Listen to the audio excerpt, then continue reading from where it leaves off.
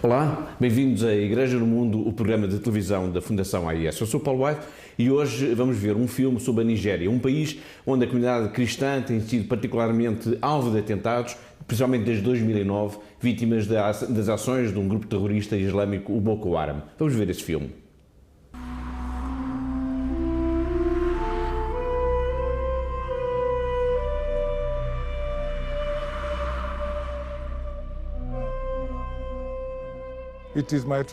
Tenho como tradição visitar as prisões no dia de Natal, para celebrar a Eucaristia com os prisioneiros.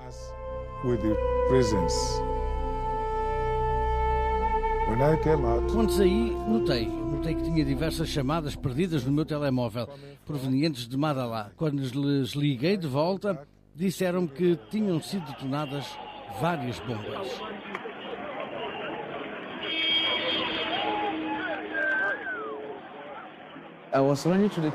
Corri em direção às pessoas, pensando que o som vinha das casas. Não me dei conta de que o som vinha do outro lado. Subitamente, uma pessoa aproximou-se de mim com uma ferida no estômago e os intestinos a sair. Padre, dizia ele, Padre, reze por mim que eu não vou sobreviver. Havia muçulmanos, alguns deles a passar na estrada, outros nos veículos atingidos. Eles também morreram. Foi um cenário horrível. Pessoalmente, apesar de já viver nesta terra há muito tempo, nunca vi nada assim. As pessoas morreram com muito sofrimento.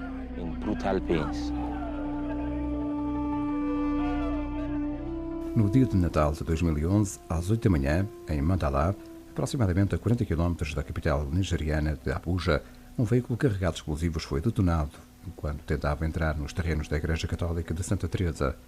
44 pessoas perderam a vida, 81 ficaram feridas. A igreja e a área circundante ficaram devastadas.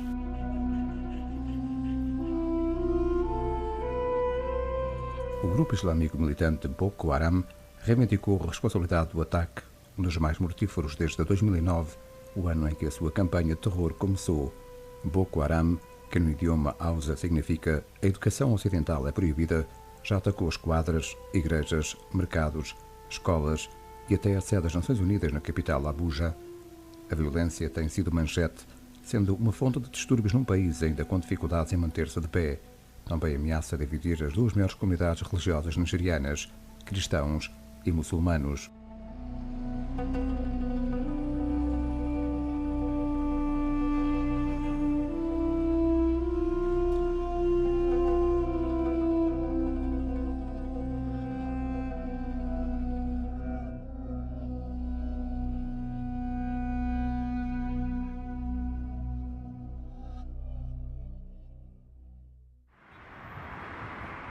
A Nigéria é a nação mais populosa de África, tendo aproximadamente 170 milhões de habitantes.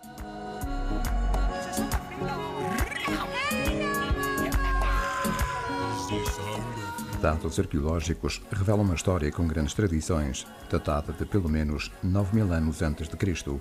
Os vastos reinos de Oyo, Ife, Nri e Alza controlavam as suas respectivas regiões. Foram estabelecidos contactos com a Europa no século XVI, nos portos de Lagos e Calabar. Nesses portos, o tráfico de escravos devastou a vida de milhões, à medida que a exigência de mão de obra levou a que os africanos fossem enviados para plantações em todo o Novo Mundo.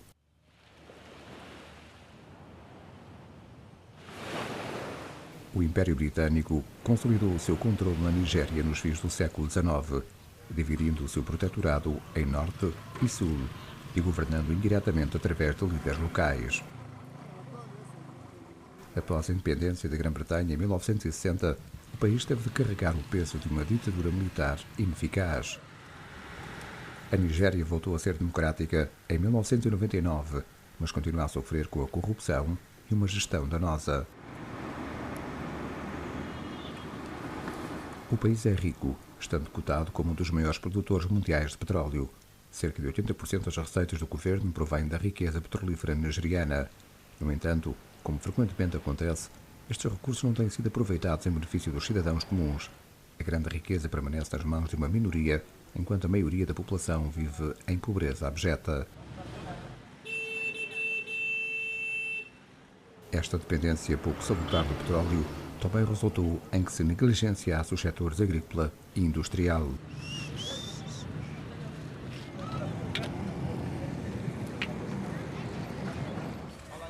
A duradoura tensão étnica e religiosa também desafia a estabilidade nigeriana. Os três grupos étnicos dominantes, Yoruba, Igbo e Hausa, fazem os possíveis por chegar ao poder. Para além disso, os 36 estados do país estão divididos de modo quase equitativo em duas secções. A norte da capital, Abuja, o Islão é a religião predominante, enquanto a sul da capital, a maioria pertence ao cristianismo. Em termos políticos, esta divisão está a ser cada vez mais utilizada para aceder ao poder.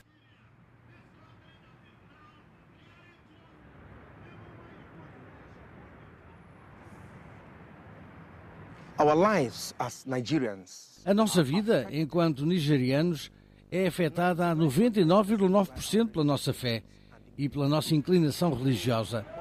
Os grupos políticos nigerianos têm conseguido tomar partido disso. Os problemas que enfrentamos na Nigéria começam como problemas políticos e, no fim do dia, envergam vestes religiosas. Os políticos tomam partido dos sentimentos religiosos e dizem: vamos mantê-los a lutar pelas suas religiões, enquanto nós, em Abuja ou Lagos, continuamos a desfrutar do dinheiro gerado, a perpetuar interesses egoístas. A norte de Abuja, na cidade de Jos, na encruzilhada entre o norte muçulmano e o sul cristão, disputas políticas separam comunidades que outrora já tiveram relações de amizade. Conhecida como o Lar da Paz e Turismo, historicamente, Jos tem acolhido pessoas de todas as proveniências, com cristãos e muçulmanos, a partilhar o seu dia-a-dia em bairros integrados.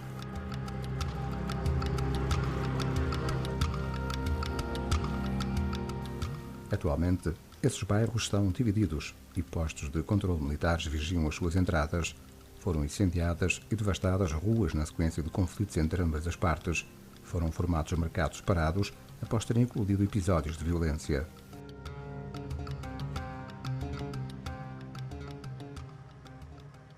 Formerly, we were living as brothers until when we found out that they are not the kind of people we can stay with. Anteriormente vivíamos como irmãos, até descobrimos que eles não são o tipo de pessoas com as quais consigamos viver. O melhor a fazer é sair de junto deles e viver separadamente. E desde que vivemos separados, não nos temos deparado com problemas.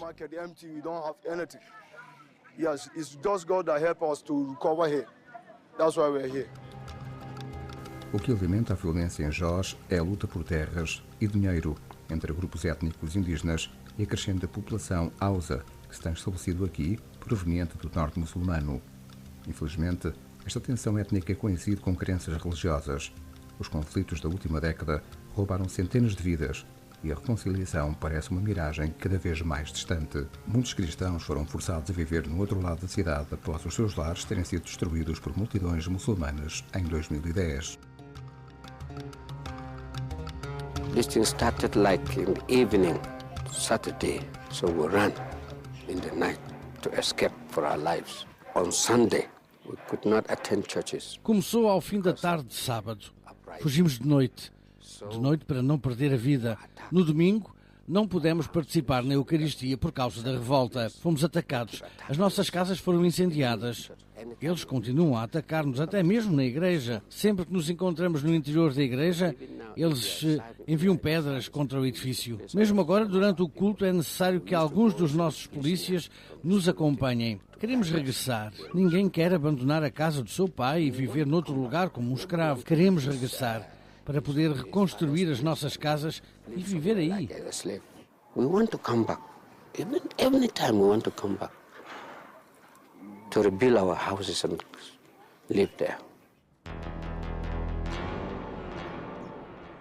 O grupo islâmico militante Boko Haram também tem estado a destabilizar a área, algo nítido na recente onda de violência. Ataques especificamente direcionados aos cristãos estão a ser cada vez mais frequentes e audazes. A sede local da Igreja de Cristo, na Nigéria, foi devastada em fevereiro de 2012 por um ataque bombista suicida.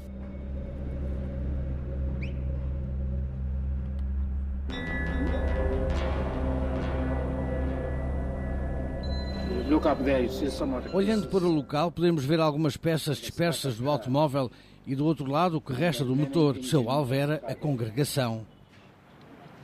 He was aiming at the congregation, and if God had not protected, he could have just. E se Deus não nos tivesse protegido, ele poderia ter entrado e posto fim à vida das pessoas que se reúnem ao domingo para rezar. Poderia ter destruído o edifício. Poderia ter soterrado as pessoas que se encontravam no interior. He could have pulled this building down, and people could just have been buried down here.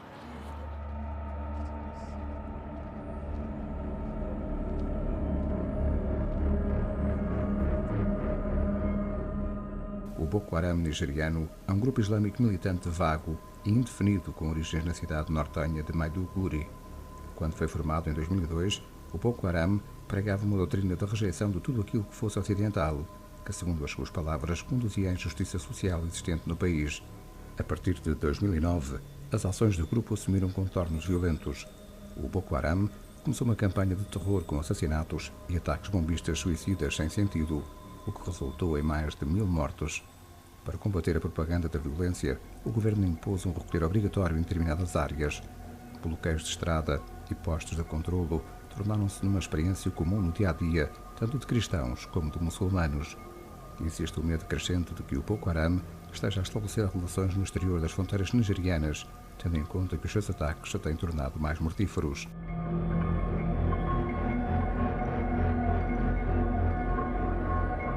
Relatórios informativos dizem-nos que o grupo Boko Haram tem recebido formação de grupos estrangeiros, tais como a Al-Qaeda, no Magreb, e a Al-Shabaab, na Somália. Eles têm ligações fraternais com estes terroristas e grupos fundamentalistas islâmicos. A formação que eles receberam foi uma formação profissional sobre como criar bombas. Ninguém lhes teria ensinado isso na Nigéria.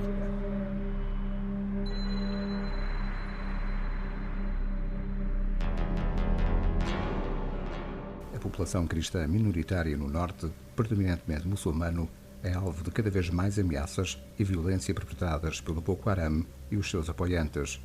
O Boko Haram está determinado a expulsar os fiéis do norte e a impor a lei da Sharia islâmica em toda a Nigéria. Famílias inteiras são forçadas a abandonar as suas aldeias, deixando as suas propriedades e vida para trás.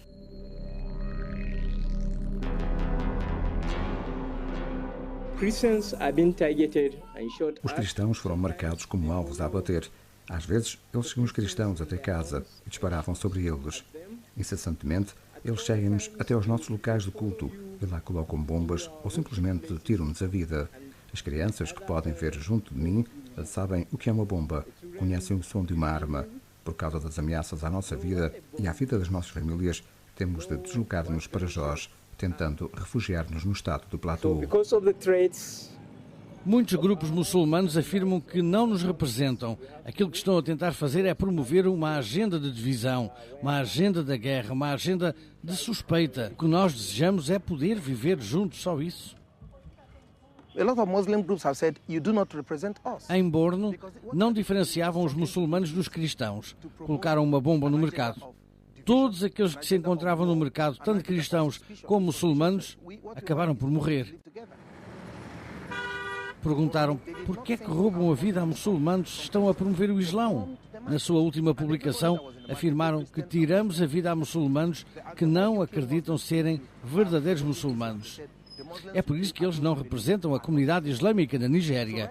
Estão a destruir os nigerianos e estes nigerianos tanto são cristãos, muçulmanos, como de religiões tradicionais.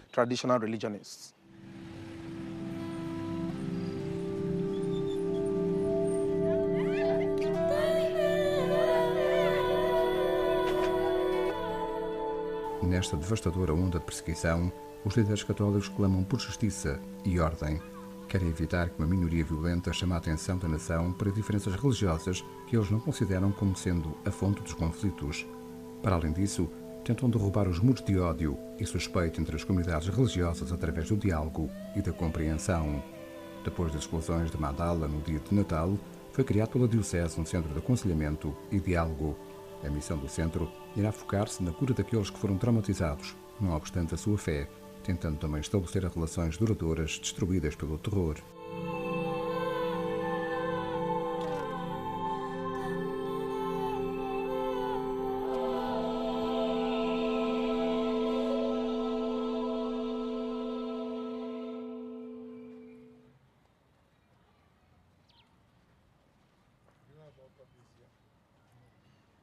the divine mercy incarnate, grant our country peace, unity, progress, and harmony. We make this prayer through the same Christ. O nosso objetivo é chegar tanto a cristãos como a muçulmanos, conseguir dialogar, aconselhar e assegurar o seu bem-estar no presente, particularmente aqueles que foram afetados pela explosão da bomba. Os feridos não possuem apenas dores físicas, eles também sofrem sequelas psicológicas. E é por isso que os queremos aconselhar a zelar pelo seu bem-estar. And seeing each other as enemies. There's no revenge. Rather we should... Não é uma questão de vingança. Em vez disso, devemos rezar pela conversão das pessoas que perpetram estes atos, assim como a daqueles que os financiaram, aqueles que apoiam o grupo denominado Boko Haram. Eu acredito que Jesus Cristo é capaz de convertê-los. O mesmo Jesus que converteu Saulo, que se tornou Paulo, um pilar da Igreja. Eu quero acreditar que Jesus é capaz de fazê-lo. That Jesus can do it. He did it before, he will still do it. Rezo para que alguém venha em nosso auxílio, por favor. Alguém que prometa ajudar-nos em termos financeiros, ajudar-nos a reconstruir o telhado da igreja. A época das chuvas já chegou e esta igreja precisa de ser reparada. Senão as pessoas não poderão participar nas diversas celebrações de modo mais confortável quando chover. Foi no dia de Natal que as pessoas rejubilaram, dizendo que o Príncipe da Paz tinha chegado ao mundo para nos trazer a paz. É assim que continuamos a enfatizar a paz. Ninguém deve destruir a paz que Cristo nos deu. Ninguém nos deve roubar isso, ninguém.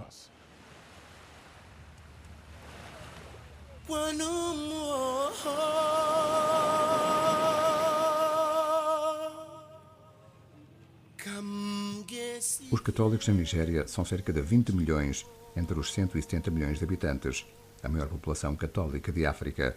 A Santa Missa do domingo tem sempre uma grande participação, com uma devoção genuína a ser demonstrada ao longo das gerações de cada família.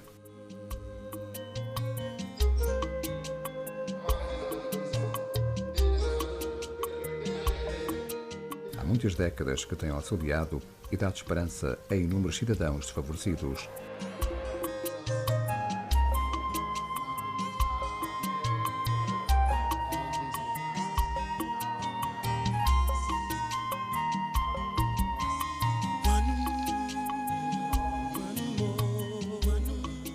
Escolas, hospitais e orfanatos católicos, assim como outras formas de caridade, são uma parte importante das comunidades nigerianas, proporcionando serviços essenciais que não são disponibilizados por mais nenhum grupo.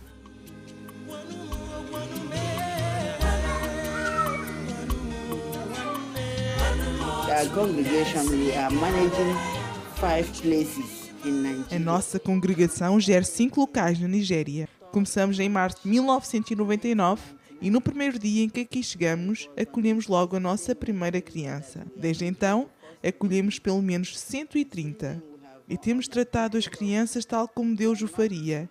O governo não nos ajuda.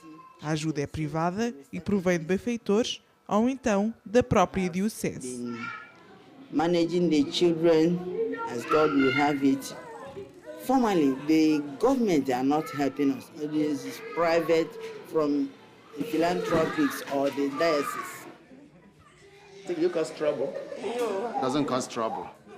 This one is Chidema. O seu nome é Chidema, o que significa o Senhor é bom. É esse o nome da criança e a sua história é muito interessante. Cada uma destas crianças tem um destino peculiar, uma história idiosincrática. Existe um lado mais negro, mas também existe um lado belo, uma vez que estamos em boas mãos. Eles têm uma vida, alimento, proteção das irmãs e também têm os anjos, dado que chamamos a este local Anjos da Guarda.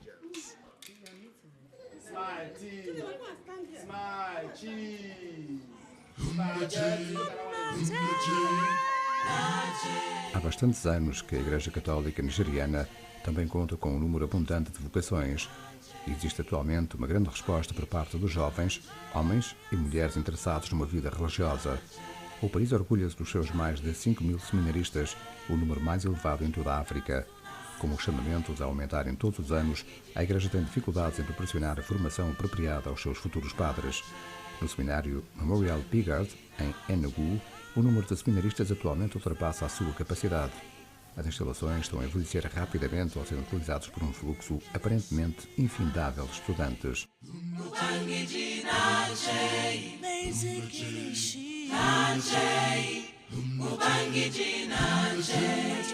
Quando o Papa João Paulo II se deparou pela primeira vez com as vibrantes comunidades de fiéis em África, afirmou que as sementes do Evangelho caíram num solo fértil. Apesar das suas frequentemente difíceis circunstâncias, estes jovens rapazes e raparigas irão um dia apacentar o crescente rebanho da Igreja Católica nigeriana. Ou, quiçá, tendo em conta a sua vitalidade e dinamismo, ensinar o Evangelho por todo o mundo. Eles irão certamente tornar-se num exemplo para a sua nação através da fé e da paz. É por isso que hoje, no momento em que o cristianismo está a ser cada vez mais atacado, que a Igreja Católica nigeriana precisa do nosso auxílio e das nossas preces.